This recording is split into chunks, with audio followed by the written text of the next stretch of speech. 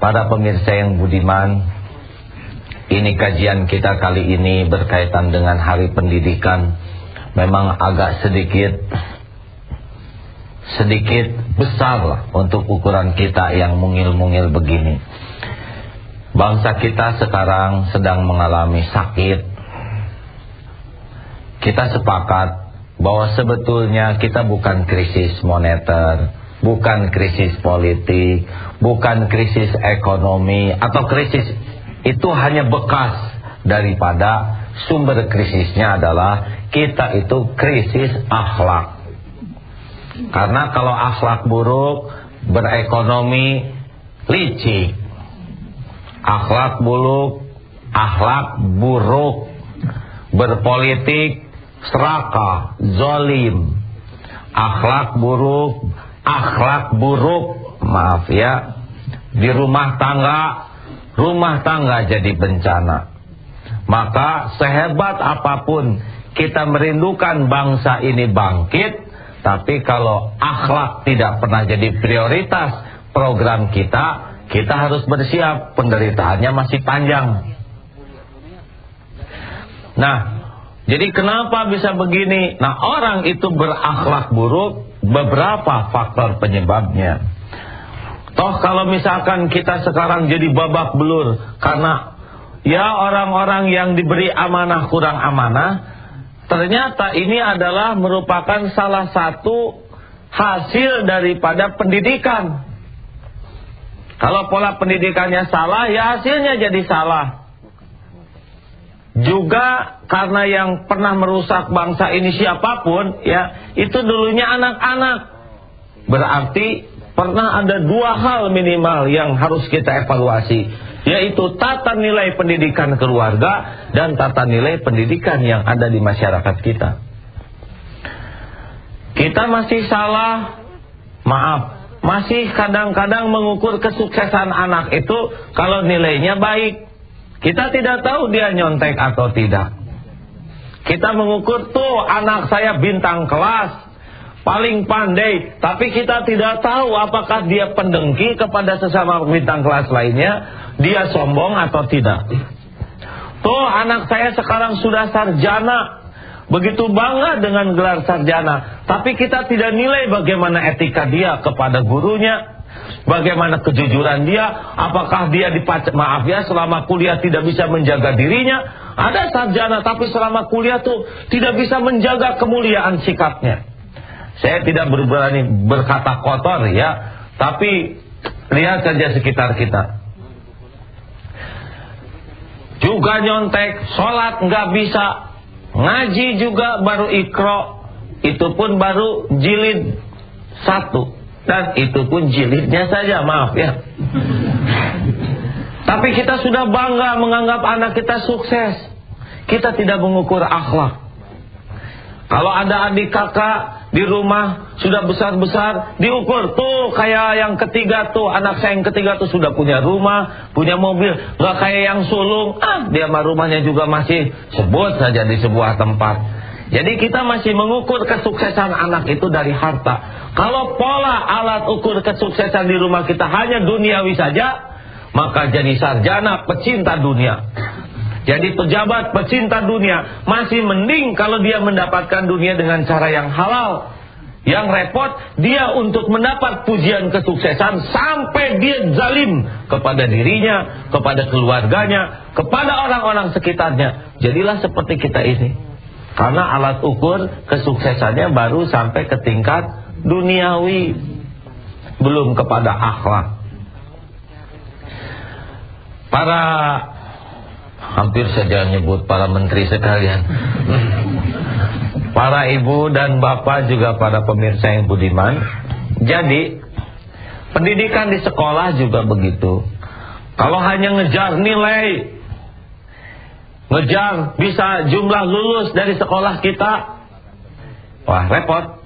Ngejar kelulusan, prosentase kelulusan dari kampus dengan nilai yang NEM-nya bagus. Kalau hanya ini jadi alat ukur, maaf, Indonesia ini nggak kurang orang pintar. Tapi tetap saja babak belur begini ya. Yang kurang kita itu adalah orang yang berakhlak mulia. Jadi dengan ini saya berharap kita bisa mengevaluasi. Kalau bangsa kita ini ingin sukses, pertanyaannya sampai sejauh mana kita mengukur manusia sukses itu apa? Kalau dalam Islam kan dijelaskan, inna akramakum indallahi atqakum. Sesungguhnya orang yang paling sukses, yang paling mulia dalam pandangan Allah adalah orang yang berhasil mengerahkan segala potensinya untuk taat kepada Allah dengan jalan banyak manfaat kepada hamba-hambanya. Itulah yang disebut takwa itu. Takwa itu adalah orang yang betul-betul gigih terus memperbaiki diri, taat kepada Allah sekuat tenaga, menjaga diri dari kezaliman, kemaksiatan, dan bagaimana memompa dirinya untuk manfaat. Jadi kita tidak perlu harus bergelar sarjana atau master. Apalah artinya kita punya ijazah banyak tapi jadi benalu? Betul tidak? Alangkah indahnya kalau komitmen ini datang dari rumah. Anak-anakku sekalian, bagi mama tidak apa-apa kalian punya nilai 9. Yang penting kalian jujur, tidak ada nyontek. Mama lebih menerima kalian punya nilai 6 asal jujur daripada nilai 10 nyontek. Apa artinya sebuah nilai tapi kalian tidak bernilai? Baik mama, itu mama yang baik. Kalau kita tanamkan nilai-nilai di rumah akhlak, dia membesar. Di sekolah pemancar akhlak, dia jadi pemimpin, dia akan pancarkan akhlak ini menjadi standar. Tapi kalau yang di rumah dibiayai, kasih yang bagus-bagus, pengen kelihatan hebring, yang keren-keren, dia jadi pemimpin, kerjanya pamer saja. Pamer harta, pamer kedudukan, pamer kekayaan, dan itu merasa sukses. Padahal dia tidak sukses untuk memilih yang halal. Dia tidak sukses dalam membayar zakat. Na'udzubillahi min dzalik. Insyaallah pada pertemuan yang akan datang kita akan coba bahas bagaimana pendidikan dalam keluarga. Idealnya sekolah-sekolah juga standarnya begitu. Maka harusnya menjadi political will. Apa itu ya artinya? Pokoknya kata orang pintar begitu ini. Makanya jangan ikut-ikutan ya. Harus. Negara kita ini tidak akan selamat kalau kita tidak serius membangun akhlak. Berapa sekarang anggaran kita untuk akhlak? Daripada membangun beton tapi nggak berakhlak, beton dikunyah oleh yang ngebangunnya. Mengaspal jalan nggak pakai akhlak, diminum itu aspal. Makanya berat sekali negara sekaya ini bangkrut kalau akhlaknya tidak baik. Mimpi kita bisa sejahtera, mimpi kita bisa damai, mimpi kita bisa bahagia, mimpi kita bisa terhormat kalau kita tidak pernah komit untuk membangun akhlak ini. Ini mimpi ya, mimpi, nggak apa-apa kan bermimpi. Mudah-mudahan akan datang suatu masa di Indonesia di mana kita sadar kita ini akan menderita. Rumah tangga nggak berakhlak walaupun punya harta, nestapa. Punya jabatan tidak berakhlak, zalim. Punya otot tidak berakhlak, nonjok. Punya kecantikan tidak berakhlak, ngerusak suami orang. Betul tidak bu? Bu? Ibu kan ibu-ibu ya. Nah ibu bapak yang baik, anak tidak berakhlak, coreng-moreng aib orang tua.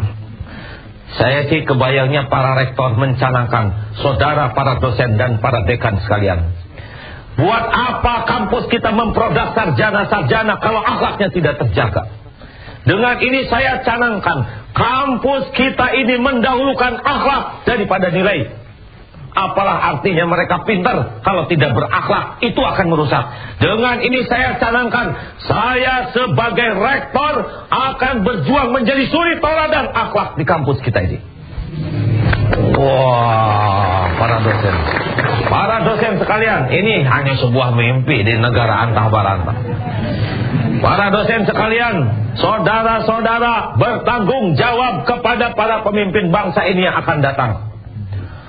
Jangan saudara hanya mengajarkan ilmu mata kuliah, tapi kelakuan saudara tidak jadi suri toladan. Kesarjanaan kita tidak diukur dari ijazah. Kesarjanaan kita tidak diukur dari nilai, tapi kesarjanaan kita diukur dari moral yang bisa kita bangkitkan di mahasiswa sekalian. Ya, nggak apa-apa dah ngelamun ya. Para rektor maaf ya. Para dekan, semua tolong, benar-benar kita harus jadi suri teladan. Kita tidak mungkin mendidik mahasiswa kalau para rektor, para dekannya tidak jadi suri teladan. Kita tidak bisa menjadikan sarjana mulia akhlaknya kalau para profesor, para master, para doktor tidak jadi suri teladan. Ya, jarang-jarang tepuk tangan begini Pak ya. Akhirnya kampus ini mencanangkan bagaimana akhlak menjadi tolok ukur. Begitupun kepala sekolah, guru-guru sekalian, kita mimpi punya masa depan yang baik kalau kita tidak menjadi suri toladan. Mulai saat ini para guru bertanding akhlak dengan para murid. Jangan kalah sopan, jangan kalah santun. Siapapun guru tidak cukup ngajar matematik, tidak cukup ngajar fisika, tapi akhlak harus begini. Inilah insya Allah bangsa yang akan bangkit di masa yang akan datang. Kalau akhlak sudah menjadi pilar pendidikan di sekolah maupun di rumah. Baik, berarti mendidik anak hanya sukses kalau kita tahu ilmunya, ya? Betul tidak? Kita tidak bisa nyalakan anak. Kamu kok nggak ngerti? Dulu mama aja langsung ngerti. Beda zaman mah. Dulu TV aja hitam putih dan itu juga susah nyalanya, ya. Pertanyaan ibu barusan membuat kita sadar bahwa belajar itu tidak bisa berhenti dengan menjadi ibu, ya. Anak kita makin pintar, akses informasi dari mana-mana, mereka makin kritis. Kalau kita hanya mengandalkan keterbatasan ilmu, orang jadi malah nggak percaya ke agama. Nah, masuk neraka kamu, direbus ya. Nanti cabik-cabik dari usus keluar. Ada saatnya kata-kata itu tepat, tapi ada saatnya kata-kata itu menjadi salah kalau pada momentum yang tidak tepat, ya. Memang sekarang ini butuh kreativitas dari para orang tua, dari para pendidik, bagaimana menyajikan agama itu tidak hanya dogma saja, ya, tapi menjadi sesuatu yang realistis, dekat dengan kehidupan, membuat hidup ini dengan agama jadi indah, membuat hidup ini dengan agama jadi menyenangkan, dengan agama kita jadi berprestasi, dengan agama kita menjadi orang yang mulia. Nah, harusnya kemasan Islam itu kita bahas sedemikian rupa. Jangan sampai kamu kalau nggak sholat ting dipentung kepala. Jadi ngeri, anak-anaknya horor banget ya Islam tuh ya. Kalau nggak sholat dipentung kepala, direbus, wah nanti benar-benar akan mengakibatkan orang a priori. Artinya dengan pertanyaan ibu, alangkah baiknya kalau kita sudah mulai mengevaluasi pola kita mengajarkan agama ini, ya. Jangan sampai agama menjadi sesuatu yang horor. Kalau kita mau berpikir benar, di rumah sudah dididik, bahasanya bagus, keluar teh pulang teh gini, kok nyang nying begini, jadi semacam hewan, ya. Sininya katanya, itu adiknya juga hewannya tuh, bahaya. Kenapa? Lingkungan. Benar, bergaul dengan penjual minyak wangi akan ikut harum, tapi bergaul dengan yang kotor-kotor lah, ya. Saya tidak menyebut pandai besi saja karena nanti pandai besi tersinggung, ya. Pokoknya bergaul dengan yang kotor, logikanya akan terbawa kotor. Dengan demikian, tanggung jawab memperbaiki akhlak ini tidak hanya di kampus, sekolah, dan di rumah, tapi stasiun TV, surat kabar. Harusnya kita kompak. Mau di gimana ini bangsa kita ini? Kita keluarkan di surat kabar kata-kata yang bombastis, hancurkan, itu kurang ajar, biadab, kata-kata yang tidak mendidik. Akibatnya rakyat yang mendengar tuh marah lagi, musuhan, berantem lagi. Tanggung jawab koran-koran. Suatu saat saya ingin bicara dengan para pemilik koran itu, ya. Saudara tanggung jawab nih. Nanti kita kumpulkan para artis sinetron. Wahai para artis yang baik, Tanggung jawab nih kepada anak-anak yang nonton. Jangan sampai main artis, nggak apa-apa kalau memang nggak kuat pengen main. Tapi ingat, apa yang terjadi sesudah mereka nonton acara saya. Para pemilik TV, para pengiklan juga kompak. Kita kalau ngiklanin ini, jadi gimana nih rakyat Indonesia? Kalau kita sudah kompak, kita nggak perlu saling menghina, menghujat, nggak perlu. Yang penting sekarang kita duduk bersama, kursinya di mana-mana, ya. Tapi yang penting kita harus selamatkan bangsa ini. Jangan hanya karena kita ingin uang, tapi rusak bangsa kita, rusak anak keturunan kita. Udahlah kalau sekarang hirup pikuk begini mah bagian jaksa, bagian teman-teman. Tapi kita harus mikir generasi sesudah ini. Setuju tidak, Bu? Ibu-ibu kan sudah agak lama di dunia ini ya, dengan bapak-bapak. Mungkin masih lama husnudon ya. Mohon maaf ini ya, karena saya bukan pemimpin kelas kakap. Ini anak teri ini saya. Jadi bagaimana nih kita harus merubah bangsa ini? Pakai yang 3M itu. Mulailah dari diri sendiri. Sebab sehebat apapun kita berteriak merubah bangsa, kalau kitanya nggak robah, kita yang merusak ya. Kita harus mempersatukan bangsa ini. Padahal dengan adik nggak akur, dengan ibu dimusuhin, tetangga mual. Bohong kita ngomong besar kalau kita tidak bisa berbuat yang kecil ya. Maka saudara-saudaraku, marilah kita mulai menyelamatkan bangsa ini. Selamatkan mulut kita, jangan sembarang bunyi. Selamatkan kelakuan kita, jangan menyakiti. Kalau kita pandai mulai dari diri kita sendiri, setiap kali kita berkata, orang bakal dengar.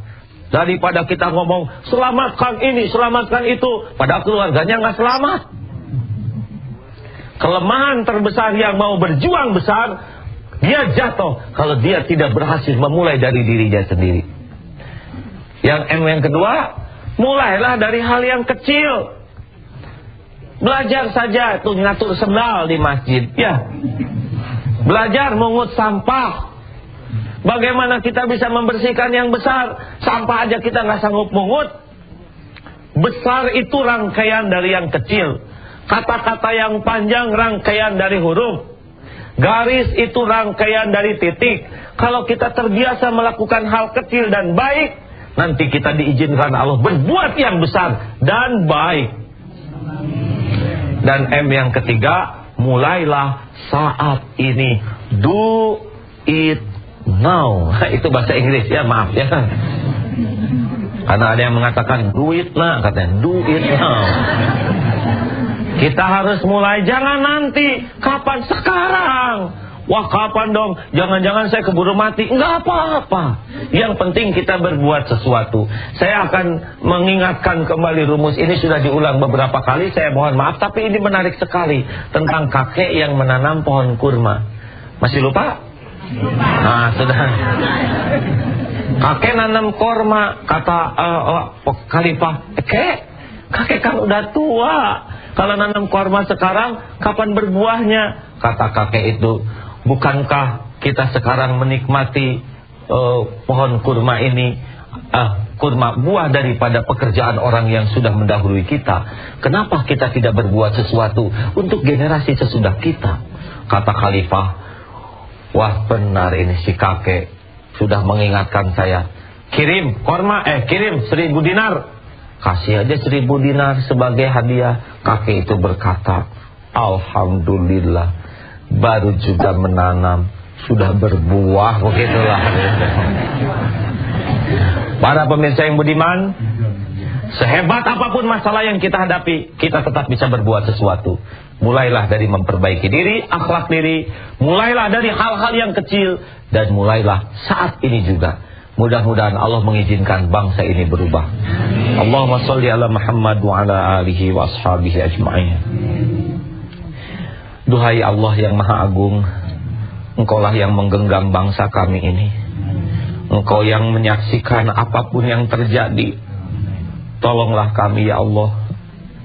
Berikan kesanggupan bagi kami untuk jujur mengetahui kekurangan sendiri. Dan tuntun agar kami dapat bersungguh-sungguh memperbaiki diri ya Allah. Dan jadikan kami menjadi orang yang Engkau percaya untuk menjadi jalan kebaikan bagi hamba-hamba-Mu. Ya Allah, ampunilah kebusukan hati kami selama ini. Ampunilah segala kegelapan yang pernah kami jalani. Ampunilah rumuran aib yang kami sembunyikan selama ini. Ampunilah segala kekotoran akhlak yang dilakukan oleh tubuh ini. Ampunilah segala kekikiran kami menafkahkan rezeki, ya Allah. Juga ampuni segala kezaliman kami kepada ibu bapak kami, kepada hamba-hamba yang berbuat kebaikan. Ampuni juga segala kezaliman kami kepada hamba-hamba-Mu yang lemah. Ya Allah, jadikan umur yang tersisa ini benar-benar menjadi cahaya bagi hamba-hamba-Mu yang ada dalam kegelapan, penyejuk bagi hati-hati yang gersang, menjadi jalan kecukupan bagi hamba-Mu yang fakir. Jadikan kami menjadi jalan maslahat bagi sebanyak-banyaknya umat-Mu. Duhai Allah, selamatkan bangsa kami ini, selamatkan umat-Mu ini, selamatkan para pemimpin kami dari kelalaian, kehilapan dan kezaliman. Karuniakan kepada kami barisan para pemimpin yang berakhlak mulia, ya Allah, yang dapat menjadi suri toladan bagi kami, yang dapat membimbing kami untuk taat kepadamu, yang dapat membimbing kami untuk bermanfaat dalam hidup ini. Ya Allah, selamatkan saudara-saudara kami yang teraniaya dimanapun, di bumi negeri manapun. Engkaulah yang kuasa menolong. Jauhkan umat-Mu ini dari kebatilan dan kezaliman hamba-hamba-Mu, ya Arhamar Rahimin. Rabbana atina fid dunya hasanah wa fil akhirati hasanah wa qina azabannar. Alhamdulillahirabbil alamin. Para pemirsa yang budiman, mudah-mudahan renungan kita kali ini membuat kita memiliki visi yang sama. Kebahagiaan, kemuliaan hanyalah milik orang yang berakhlak mulia. Begitupun keselamatan bangsa ini hanyalah kalau kita yakin akhlaklah yang menjadi pilarnya. Walhamdulillahirabbil alamin. Wassalamualaikum warahmatullahi wabarakatuh.